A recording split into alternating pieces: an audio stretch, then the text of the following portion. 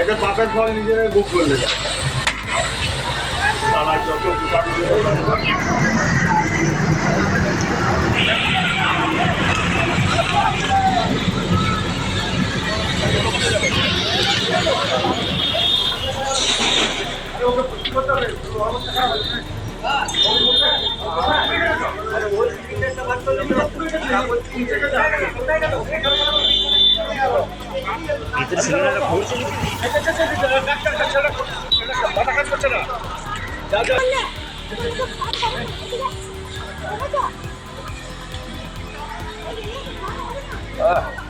ভুলে গেছি তো চালাতো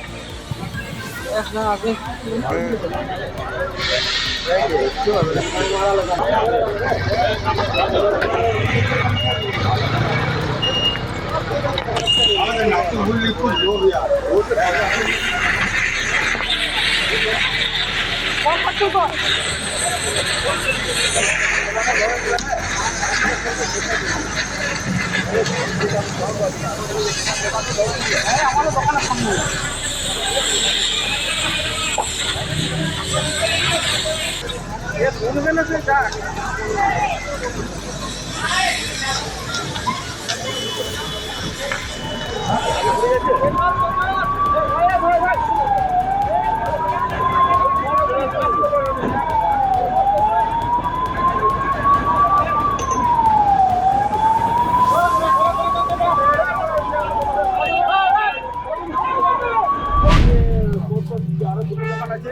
ওগুলো লেগে যেত, আমরা যদি তাড়াতাড়ি না আসতাম। হ্যাঁ, কারণে কিছু বলতে পারে এটা আমরা বলতে পারবো না। আমরা জানি যে সাইকেল দোকান আছে আর রিফিলিং এর মানে সাইকেলের রিফিলিং করার মেশিন আছে, দেখলাম সিলিন্ডার রয়েছে, উদ্ধার করেছে, কিন্তু কি কারণে করছে সেটা আমরা জানতে পারবো। এখানে সিলিন্ডারগুলোকে ফাঁকা সিলিন্ডারগুলোকে উদ্ধার করা হলো রান্নার মেশিনে। এটা কিছু বলতে পারবো না আমরা। ইনভেস্টিগেশন চলছে। কটা এসেছিল ইঞ্জিন আপনাদের? আমাদের অ্যাকচুয়ালি একটা ইঞ্জিন এসে, দুটো এসেছিল। একটা সিস্টেম করার জন্য, জল দেওয়ার জন্য, রিলে করার জন্য। যেহেতু সারাউন্ডিং এরিয়াতে জলের সোর্স নেই, সেই জন্য আইটিসিবি থেকে আমরা জল নিয়ে আমরা কাভার করি। হতাহতের কোনো খবর আছে? না না। সাইকেলের দোকানে ওই যত টায়ার নিয়ে সাইকেলের কাজ করে আর গ্যাস সিলিন্ডার বিক্রি করে, ওই ব্ল্যাকের উপরে বিক্রি করে, জানেন তো? গ্যাস সিলিন্ডার কার আইটিসিবি মেয়েদের গ্যাস ভরতে গেছিল, ভরতে গিয়ে দোকানে আগুন বাস্ট হয়ে গেছে।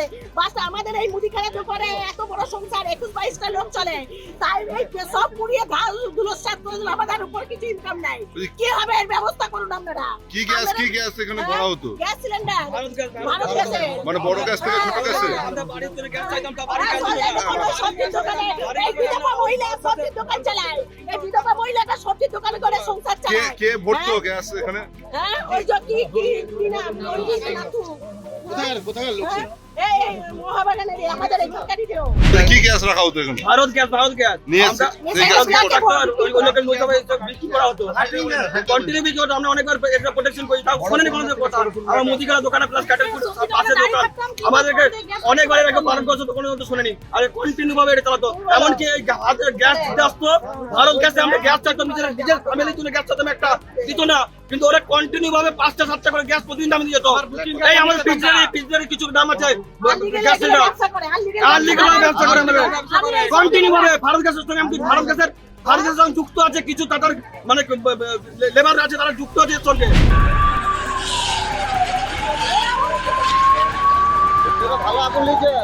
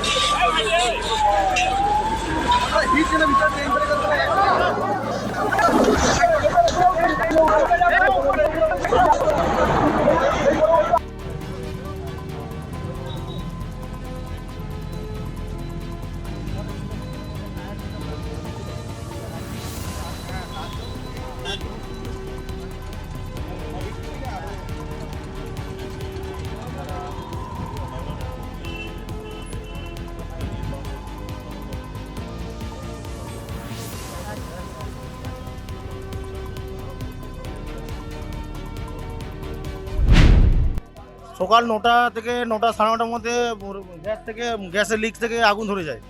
আগুন ধরে যাওয়ার পরে আগুনটা দ্রুত আকারে মানে ছড়িয়ে যায়। কেন ছড়িয়ে যায় তার কারণ হচ্ছে ওর এখানে গ্যাস ছিল, ছোটো সিলিন্ডার ভরতো, বড় সিলিন্ডার ভরতো, হ্যাঁ। আর সাইকেল দোকানে প্রচণ্ড টায়ার ছিল, টায়ারে ধরে যাওয়ার পরে থেকে তুরন্ত মানে আগুন মানে বিভৎস আকার ধারণ করে এবং কি গ্যাস বাস্ট করে। পাশাপাশি দোকানে আগুন ধরে যায়, সবজি দোকানটা পুরো পুড়ে গেছে, গোলতারি দোকান ছিল হাফ মানে ক্ষতি হয়েছে এবং কি মানে ওর ইয়ে রাখতো মানে পশু খাদ্য যে মালপত্র ছিল সেগুলো অনেক কিছু ক্ষয়ক্ষতি হয়েছে। ঠিক আছে, এক বিকট আওয়াজ যে সবার টনক নড়ে এবং ওই সাইকেল দোকানটি থেকে দাউ দাউ করে আগুন জ্বলতে থাকে। আশেপাশের লোকজন, পাশে মন্ডল ভ্যারাইটিস থেকে লোকজন সব ছুটে এসে দেখে ভেতরে আগুন জ্বলছে আর তার চারিপাশে ছড়িয়ে ছিটিয়ে রয়েছে ছোট সিলিন্ডার, বড় সিলিন্ডার, বিভিন্ন মাপের সিলিন্ডার ছড়িয়ে রয়েছে। এখন প্রশ্ন হচ্ছে সাইকেল রিপেয়ারিং শপে সিলিন্ডারগুলো এলো কোথা থেকে? আমাদেরও জানতে খুব ইচ্ছা করছে যে যেখানে সাইকেল রিপেয়ারিং হচ্ছে, যেখানে টায়ার বিক্রি হচ্ছে, সেখানে কেন গ্যাসের সিলিন্ডার থাকবে? যদি সঠিক সময়ে দমকল এবং আশেপাশের লোকজন সঠিকভাবে সাহায্য না করতো আরও বড় ধরনের দুর্ঘটনা ঘটতে পারত। কারণ এই সামনেই এখান থেকে হাফ কিলোমিটারের মধ্যে IQ city medical college and hospital, বিভিন্ন লোকজন তাদের বাস, সেখানকার স্টাফদের গাড়িপত্র যাওয়া আসা করে। সেই সময় যদি কোনো রকম দুর্ঘটনা ঘটতো তাহলে পরে বড়সড় দুর্ঘটনার সম্মুখীন হতে হতো আমাদের এই শিল্পনগরী দুর্গাপুর। আমাদের ফায়ার ব্রিগেড এখানে এত দ্রুততার সঙ্গে এই আগুনটা ছড়িয়ে পড়ার আগেই তারা এখানে বন্ধ করতে পেরেছে, সেই জন্যে ক্ষতিটা সীমিত হয়েছে। আর যিনি এই দোকানের মালিক তার নিজের কিছু হাত টাত জ্বলে গেছে, সেজন্য হাসপাতালে আছে। বাকি সেরকম একটা বিপর্যয়ের হাত থেকে বাঁচাতে পেরেছেন। আমি আপনাদের মাধ্যমেও মানুষকে সচেতন করব, একটু সাবধানতা অবলম্বন আমাদের দিক থেকেও করা দরকার। তার মানে আমি বলছি না এটা অসাবধানতার জন্য হয়েছে, কিভাবে আগুন লাগলো, কি হয়েছে সেগুলো আমরা পরে জানতে পারবো। কিন্তু যে তৎপরতার সঙ্গে প্রশাসন এবং আমাদের ফায়ার ব্রিগেডের সহকর্মীরা এখানে ঝাঁপিয়ে পড়েছেন, তার সঙ্গে সঙ্গে অবশ্য আমার স্থানীয় সব সহকর্মী ভাইরাও ছিলেন, আপনারা নিজেরাই দেখছেন। আমার মনে হয় সেই জন্য এই বিপর্যয়ের ভেতরে দাঁড়িয়েও তাদের আমি সাধুবাদ জানাই। স্যার, পাশের দোকানের মালিক, কোলদারি দোকানের মালিক অভিযোগ করছেন যে এখানে বেআইনিভাবে গ্যাস রিফিলিং করা হচ্ছিল। হ্যাঁ, এগুলো তো আমি বললাম এই মুহূর্তে তো আমি না খবর নিয়ে এই ব্যাপারে কি মন্তব্য করবো ভাই। 2 ঘন্টা ধরে বন্ধ হয়ে যায় পাশের স্বাস্থ্য কেন্দ্র। না, আমি এগুলো এখন শুনছি, তো আমি কেউ এর আগে জানাইনি।